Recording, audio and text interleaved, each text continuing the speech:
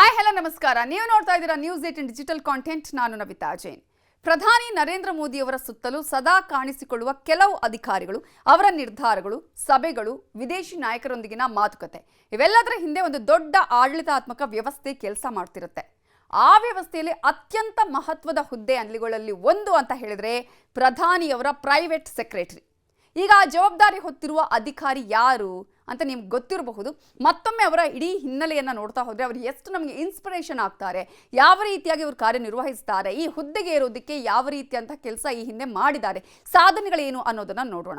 S, ಪ್ರಧಾನಿ ನರೇಂದ್ರ ಮೋದಿಯವರ private ಸೆಕ್ರೆಟರಿಯಾಗಿ ಜವಾಬ್ದಾರಿ ಹೊತ್ತಿರುವವರು ನಿಧಿ ತಿವಾರಿ. ಒಬ್ಬ ಸಾಮಾನ್ಯ ಸರ್ಕಾರಿ ಅಧಿಕಾರಿಯಿಂದ ಪ್ರಧಾನಿ ಕಚೇರಿಯ ಅತ್ಯಂತ ಮಹತ್ವದ ಹುದ್ದೆಗಳಲ್ಲಿ ಒಂದಕ್ಕೆ ತಲುಪಿರುವ ಈ ಅಧಿಕಾರಿಯ ಹಿನ್ನೆಲೆನೇ ವೆರಿ ವೆರಿ ಇಂಟ್ರೆಸ್ಟಿಂಗ್. ವಿಜ್ಞಾನಿಯಾಗಿ ವೃತ್ತಿ ಆರಂಭಿಸಿದ್ರು, ಹೇಗೆ IFS ಅಧಿಕಾರಿಯಾದರು, UPSCಲಿ ಯಾವ ರೀತಿ ರ್ಯಾಂಕ್ ಪಡೆದ್ರು, ವಿದೇಶಾಂಗ ಸಚಿವಾಲಯದಲ್ಲಿ ಯಾವ ರೀತಿಯಾಗಿ ಸೂಕ್ಷ್ಮ ವಿಚಾರಗಳನ್ನು ನಿರ್ವಹಿಸಿದ್ರು, ಹಾಗೆಯೇ PMOಗೆ ಬಂದ ನಂತರ ಅವರ ಜವಾಬ್ದಾರಿ ಹೇಗಿತ್ತು, ಇವೆಲ್ಲವನ್ನು ಇವತ್ತಿನ ಡಿಜಿಟಲ್ ಎಕ್ಸ್ಪ್ಲೇನರ್ಲಿ ನಿಮಗೆ ನಾನು ಹೇಳ್ತಾ ಹೋಗ್ತೀನಿ. ಅದಕ್ಕಿಂತ ಮುಂಚೆ ನೀವು ನ್ಯೂಸ್ 18 ಕನ್ನಡದ ಯೂಟ್ಯೂಬ್ ಚಾನಲನ್ನು ಸಬ್ಸ್ಕ್ರೈಬ್ ಮಾಡಿಲ್ಲ ಅಂತ ಹೇಳಿದ್ರೆ ಸಬ್ಸ್ಕ್ರೈಬ್ ಮಾಡಿ, ಲೈಕ್ ಮಾಡಿ ಮತ್ತು ಶೇರ್ ಮಾಡಿ. ಹಾಗಾದರೆ ಯಾರು ಈ ನಿಧಿ ತಿವಾರಿ? ನಿಧಿ ತಿವಾರಿ ಅವರು 2014ರ ಬ್ಯಾಚ್ನ ಇಂಡಿಯನ್ ಫಾರಿನ್ ಸರ್ವಿಸ್ ಅಂದರೆ IFS ಅಧಿಕಾರಿ. 2025ರ ಮಾರ್ಚ್ನಲ್ಲಿ ಅವರನ್ನು ಪ್ರಧಾನಿ ನರೇಂದ್ರ ಮೋದಿಯವರ ಪ್ರೈವೇಟ್ ಸೆಕ್ರೆಟರಿಯಾಗಿ ನೇಮಕ ಮಾಡಲಾಗಿದೆ. ಅವರ ನೇಮಕಾತಿಯನ್ನು appointments committee of the cabinet ACC ಅನುಮೋದನೆ ಮಾಡಿತ್ತು. ಆದರೆ ನಿಧಿ ತಿವಾರಿ ಅವರ ಕಥೆ ಇಲ್ಲೇ ಆರಂಭ ಆಗೋದಿಲ್ಲ. ಅವರ ಕರಿಯರ್ ಜರ್ನಿ ಸ್ವಲ್ಪ ಡಿಫ್ರೆಂಟ್ ಆಗಿದೆ. ಅವರ ಆರಂಭ ಆಗುವಂತಹ ಪಯಣ ವಿಜ್ಞಾನದಿಂದ ಆರಂಭ ಆಗುತ್ತೆ ಪಯಣ.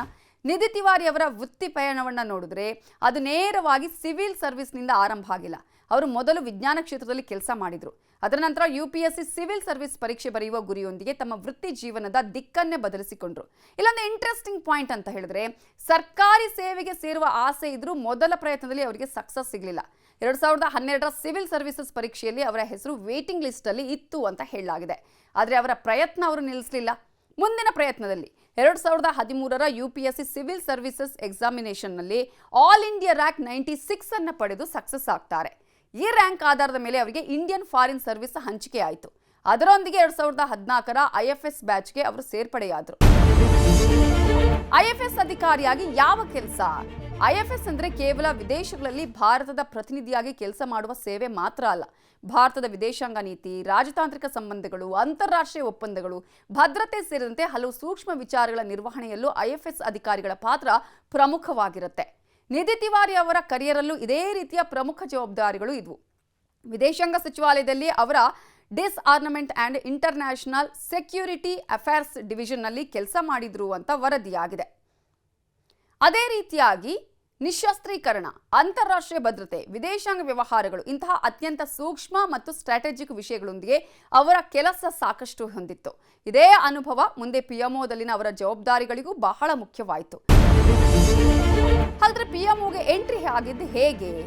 2022ರ ನವೆಂಬರ್ನಲ್ಲಿ ನಿಧಿ ತಿವಾರಿ ಅವರು ಪ್ರೈಮ್ ಮಿನಿಸ್ಟರ್ಸ್ ಆಫೀಸ್ಗೆ ಅಂಡರ್ ಸೆಕ್ರೆಟರಿಯಾಗಿ ಸೇರಿದರು. ನಂತರ ಅವರು ಡೆಪ್ಯೂಟಿ ಸೆಕ್ರೆಟರಿ ಹುದ್ದೆಗೆ ಬಂದರು. PMOದಲ್ಲಿ ಅವರ ಕೆಲಸದ ಪ್ರಮುಖ ಕ್ಷೇತ್ರಗಳಲ್ಲಿ ವಿದೇಶಾಂಗ ವ್ಯವಹಾರಗಳು ಹಾಗೆಯೇ ಭದ್ರತೆಗೆ ಸಂಬಂಧಪಟ್ಟಂತಹ ವಿಷಯಗಳು ಸೇರಿತ್ತು. ಅಂದರೆ ವಿದೇಶಾಂಗ ಸಚಿವಾಲಯದಲ್ಲಿ ಅಂತಾರಾಷ್ಟ್ರೀಯ ಭದ್ರತೆಯ ಅನುಭವ, ನಂತರ PMOದಲ್ಲಿ ವಿದೇಶಾಂಗ ಮತ್ತು ಸೆಕ್ಯೂರಿಟಿ ರಿಲೇಟೆಡ್ ಕೆಲಸ, ಈ ಎರಡೂ ಅನುಭವಗಳು ಅವರನ್ನ ಪ್ರಧಾನಿ ಕಚೇರಿಯ ಪ್ರಮುಖ ಜವಾಬ್ದಾರಿಗೆ ರೆಡಿ ಮಾಡಿಸಿದ್ವು. ಇನ್ನು ಪ್ರಧಾನಿಯವರ ಪ್ರೈವೇಟ್ ಸೆಕ್ರೆಟರಿ ಅಂದರೆ ನಿಜವಾಗಿ ಏನು ಮಾಡ್ತಾರೆ ಅವರು? ಕೇವಲ ಪ್ರಧಾನಿಯವರ ಸ್ಕೆಡ್ಯೂಲ್ ನೋಡ್ಕೊಳ್ಳುವ ಕೆಲಸ ಮಾತ್ರನಾ ಅಂತ ಹೇಳಿದ್ರೆ ಖಂಡಿತ ಅಲ್ಲ. ಪ್ರೈವೇಟ್ ಸೆಕ್ರೆಟರಿ ಅಂದರೆ ಪ್ರಧಾನಿಯವರ ಅಧಿಕೃತ ಕೆಲಸಗಳನ್ನು ಸುಗಮಗೊಳಿಸುವಲ್ಲಿ ಪ್ರಮುಖ ಪಾತ್ರ ವಹಿಸ್ತಾರೆ. ಸಭೆಗಳ ಕೋಆರ್ಡಿನೇಷನ್, ವಿವಿಧ ಸರ್ಕಾರಿ ಇಲಾಖೆಗಳೊಂದಿಗೆ ಸಂಪರ್ಕ, ಅಧಿಕೃತವಾಗಿ ಕಮ್ಯುನಿಕೇಟ್ ಮಾಡೋದು, ಪ್ರಧಾನಿಯವರ ಕಾರ್ಯಕ್ರಮಗಳು ಮತ್ತು ಎಂಗೇಜ್ಮೆಂಟ್ಸ್ಗೆ ಸಂಬಂಧಪಟ್ಟಂತಹ ಕೋಆರ್ಡಿನೇಷನ್, ಹಾಗೆಯೇ ಅತ್ಯಂತ ಸೂಕ್ಷ್ಮ ಆಡಳಿತಾತ್ಮಕ ಹಾಗೂ ನೀತಿ ಸಂಬಂಧಿತ ವಿಷಯಗಳ ನಿರ್ವಹಣೆ, ಇವೆಲ್ಲವೂ ಕೂಡ ಈ ಹುದ್ದೆಯ ವ್ಯಾಪ್ತಿಯಲ್ಲಿರುತ್ತೆ. ಅದರಲ್ಲೂ ಪ್ರಧಾನಿಯವರ ಕಚೇರಿಯಲ್ಲಿ ಕೆಲಸ ಮಾಡುವ ಅಧಿಕಾರಿಗೆ ವಿಶ್ವಾಸ, ಕೋಆರ್ಡಿನೇಷನ್ ಸ್ಕಿಲ್ಸ್ ಮತ್ತು ವಿಷಯದ ಆಳವಾದ ಅರಿವು ಅತ್ಯಂತ ಮುಖ್ಯವಾಗುತ್ತೆ. ಹಾಗಾದ್ರೆ ನಿಧಿ ತಿವಾರಿಯವರ ಆಯ್ಕೆ ಯಾಕೆ ಗಮನ ಸೆಳೆಯಿತು ಅಂತ ನಾವು ನೋಡೋದಾದ್ರೆ, ಅವರ ಕರಿಯರ್ ಪ್ರೊಫೈಲ್ ಗಮನಿಸಿದ್ರೆ ಒಂದು ಪ್ಯಾಟರ್ನ್ ಕಾಣುತ್ತೆ. ವಿದೇಶಾಂಗ ವ್ಯವಹಾರಗಳು, ಅಂತಾರಾಷ್ಟ್ರೀಯ ಭದ್ರತೆ, PMO ಅನುಭವ, ಈ ಮೂರು ಕ್ಷೇತ್ರಗಳಲ್ಲಿನ ಅವರ ಅನುಭವವೇ ಅವರ ನೇಮಕಾತಿಯನ್ನು ಗಮನಾರ್ಹವಾಗಿ ಮಾಡಿರುವಂಥದ್ದು. ವಿಶೇಷವಾಗಿ ವಿದೇಶಾಂಗ ಮತ್ತು ಸೆಕ್ಯೂರಿಟಿ ರಿಲೇಟೆಡ್ ಮ್ಯಾಟರ್ಸ್ನಲ್ಲಿ ಕೆಲಸ ಮಾಡಿರುವ ಅನುಭವ ಪ್ರಧಾನಿ ಮಟ್ಟದ ಕಾರ್ಯಗಳಲ್ಲಿ ಬಹಳ ಮಹತ್ವದಾಗುತ್ತೆ. ಅವರ PMO ಅನುಭವವು ಹೊಸದಲ್ಲ. 2022ರಿಂದಲೇ ಪಿಎಂಒದಲ್ಲಿ ಕೆಲಸ ಮಾಡ್ತಾ ಇದ್ದವರು ಡೆಪ್ಯೂಟಿ ಸೆಕ್ರೆಟರಿಯಾಗಿ ಕಾರ್ಯನಿರ್ವಹಿಸಿದ ನಂತರ ಪ್ರೈವೇಟ್ ಸೆಕ್ರೆಟರಿ ಹುದ್ದೆಗೆ ಬಂದಿದ್ದಾರೆ. ಸೊ ಹೊರಗಿನಿಂದ ಬಂದ ಹೊಸ ಅಧಿಕಾರಿ ಏನಲ್ಲ ಅವರು. ಪಿಎಂಒನ ಕಾರ್ಯವೈಖರಿ, ಅವರ ಕೋಆರ್ಡಿನೇಷನ್ ವ್ಯವಸ್ಥೆ ಮತ್ತು ಪ್ರಧಾನಿಯವರ ಕಚೇರಿಯ ಕೆಲಸದ ಸ್ವರೂಪದ ಬಗ್ಗೆ ಅವರಿಗೆ ಮೊದಲೇ ಅನುಭವ ಇದ್ದಿದ್ದರಿಂದ ಮುಂದಿನ ಹಂತದ ಜವಾಬ್ದಾರಿಯನ್ನು ಅವರು ಪಡೆದಿದ್ದಾರೆ.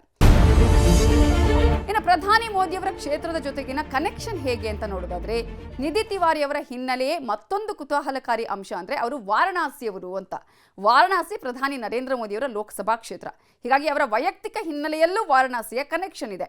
ಆದರೆ ಇಲ್ಲಿ ಮುಖ್ಯವಾಗಿ ನಾವು ಗಮನಿಸಬೇಕಾಗಿದ್ದು, ಅವರ ನೇಮಕಾತಿಯ ಅಧಿಕೃತ ದಾಖಲೆಗಳಲ್ಲಿ ಅವರು 2014ರ ಬ್ಯಾಚ್ನ IFS ಆಫೀಸರ್ ಪಿಎಂಒನ ಡೆಪ್ಯೂಟಿ ಸೆಕ್ರೆಟರಿ ಆಗಿ ಸೇವೆ ಸಲ್ಲಿಸ್ತಾ ಇದ್ದ ಅಧಿಕಾರಿ ಅನ್ನೋದೇ ಪ್ರಮುಖ ಅರ್ಹತೆಯಾಗಿತ್ತು. ಇನ್ನು ಮಹಿಳಾ ಅಧಿಕಾರಿಯಾಗಿ ಬಹಳ ಮಹತ್ವದ ಕೆಲಸ. ನಿಧಿ ತಿವಾರಿಯವರ ನೇಮಕಾತಿ ಮತ್ತೊಂದು ಕಾರಣಕ್ಕೆ ಗಮನ ಸೆಳೆಯುತ್ತೆ ಅಂತ ಹೇಳಿದ್ರೆ, ಪ್ರಧಾನಿಯವರ ಅತ್ಯಂತ ಪ್ರಮುಖ ಕಚೇರಿಗಳ ಹುದ್ದೆಗಳಲ್ಲಿ ಒಂದಾದ ಪ್ರೈವೇಟ್ ಸೆಕ್ರೆಟರಿ ಹುದ್ದೆಯಲ್ಲಿ ಮಹಿಳಾ IFS ಅಧಿಕಾರಿಯ ಪಾತ್ರ ಅನ್ನೋದು. ಇದು ಆಡಳಿತ ವ್ಯವಸ್ಥೆಯಲ್ಲಿನ ಮಹಿಳಾ ಅಧಿಕಾರಿಗಳ ಹೆಚ್ಚುತ್ತಿರುವ ಪಾತ್ರವನ್ನು ಕೂಡ ತೋರಿಸುತ್ತೆ. ಆದರೆ ಅವರ ಪ್ರೊಫೈಲ್ನ ನಿಜವಾದ ವಿಶೇಷತೆ ಮಹಿಳೆ ಅನ್ನೋದಕ್ಕಿಂತಲೂ ಅವರ ಪ್ರೊಫೆಷನಲ್ ಜರ್ನಿ, ಸೈನ್ಸ್ ಬ್ಯಾಕ್ಗ್ರೌಂಡ್ ಅನ್ನೋದು. ಇನ್ನು UPSC ಸಕ್ಸಸ್, IFS ಅಂದರೆ foreign ministry international security, PMO ಮತ್ತು ಈಗ ಪ್ರೈಮ್ ಮಿನಿಸ್ಟರ್ಸ್ ಪ್ರೈವೇಟ್ ಸೆಕ್ರೆಟರಿ. ಈ ಕರಿಯರ್ ಪ್ರೋಗ್ರೆಷನ್ಸ್ನೇ ಅವರ ಕಥೆಯ ದೊಡ್ಡ ಹೈಲೈಟ್ ಅನ್ನೋದನ್ನ ನಾವಿಲ್ಲಿ ಗಮನಿಸಬಹುದು. ಏನು ಒಂದು ಪ್ರಯತ್ನ ವಿಫಲವಾದ್ರೆ ಇಲ್ಲಿ ಕತೆ ಮುಗಿಯೋದಿಲ್ಲ ಅನ್ನೋದಕ್ಕೆ ನಿಧಿ ತಿವಾರಿ ಅವರೇ ದೊಡ್ಡ ಎಕ್ಸಾಂಪಲ್. ಕಾರಣ 2012ರಲ್ಲಿ ಅವರಿಗೆ ಯಶಸ್ಸು ಕೈ ತಪ್ಪತ್ತೆ, ವೇಟಿಂಗ್ ಲಿಸ್ಟ್ ಅಲ್ಲಿ ಇರ್ತಾರೆ. ಆದರೆ ಅವರು ಅಲ್ಲಿಗೆ ಅದನ್ನು ಕೈ ಬಿಡೋದಿಲ್ಲ. ಮುಂದಿನ ಪ್ರಯತ್ನದಲ್ಲೇ UPSCಲಿ 96ನೇ ರ್ಯಾಂಕ್ ಪಡಿತಾರೆ. ಅದರಿಂದ IFS ನಿಂದ ವಿದೇಶಾಂಗ ಸಚಿವಾಲಯ, ಅಲ್ಲಿಂದ PMO ಮತ್ತು ಈಗ ಪ್ರಧಾನಿಯವರ ಪ್ರೈವೇಟ್ ಸೆಕ್ರೆಟರಿ. ಹೀಗೆ ಒಬ್ಬ ಕೇವಲ ಅಧಿಕಾರಿಯ ಅಪಾಯಿಂಟ್ಮೆಂಟ್ ಸ್ಟೋರಿ ಅಲ್ಲ ಇದೊಂದು ಕರಿಯರ್ ಟ್ರಾನ್ಸ್ಫಾರ್ಮೇಷನ್ ಸ್ಟೋರಿ. ಹಾಗಾದ್ರೆ ನಿಧಿ ತಿವಾರಿ ಯಾರು ಅಂತ ನೋಡೋದಾದ್ರೆ, ಆಗಲೇ ಹೇಳಿದಾಗೆ 2014ರ ಬ್ಯಾಚ್ನ IFS ಅಧಿಕಾರಿ, UPSCಲಿ ಆಲ್ ಇಂಡಿಯಾ ರ್ಯಾಂಕ್ 96 ಪಡೆದವರು, ವಿದೇಶಾಂಗ ಸಚಿವಾಲಯದಲ್ಲಿ ನಿಶಸ್ತ್ರೀಕರಣ, ಅಂತಾರಾಷ್ಟ್ರೀಯ ಭದ್ರತಾ ವಿಚಾರಗಳಲ್ಲಿ ಕೆಲಸ ಮಾಡಿದ್ರು. 2022ರಿಂದ PMOಲಿ ವಿವಿಧ ಜವಾಬ್ದಾರಿಗಳನ್ನು ನಿರ್ವಹಿಸಿದ್ದಾರೆ ಅನ್ನೋದನ್ನು ಕೂಡ ನಾವಿಲ್ಲಿ ಗಮನಿಸಬೇಕು.